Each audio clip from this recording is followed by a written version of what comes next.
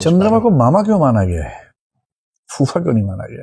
Sir मैं नहीं चाचा, फूफा, पापा, शायद सर कोई रूढ़ी रही होगी। नहीं ऐसा सोचिए, कोई कल्पना ऐसे नहीं बनती समाज में, उससे पीछे ठोस कारण होते हैं। जी सर। हमने बचपन से चंदा मामा सुना, आपने भी सुना ही होगा। जी सर।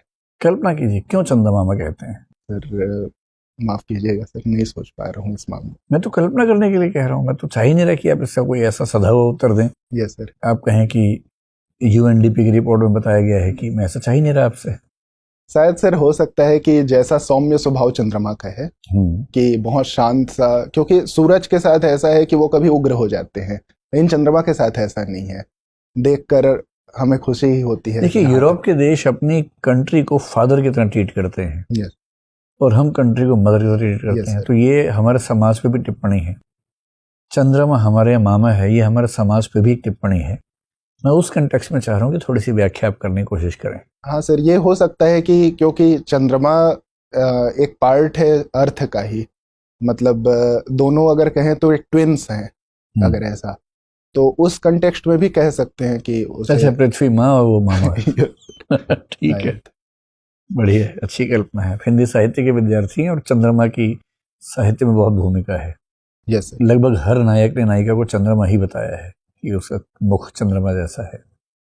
तो मुझे बताइए कि हिंदी साहित्य में कुछ दो चार ऐसे कवि, ऐसी कविताएं जहां चंद्रमा से तुलना की गई हो, किसी नायिका की या किसी अन्य व्यक्ति की, कुछ ऐसी पंक्तियां बता सकते हैं? सर किसी की ऐसे तुलना के साथ सर नहीं याद है। नहीं, कोई बात नहीं। कोई ऐसी पंक्ति बता सकते हैं जहां, या रचना का नाम जिसके नाम में चंद्रमा का जिक्र हो? सर चंद्रकांता। ठीक है, चंद्रकांता एक रचना है, चंद्रकांता संत की एक रचना है।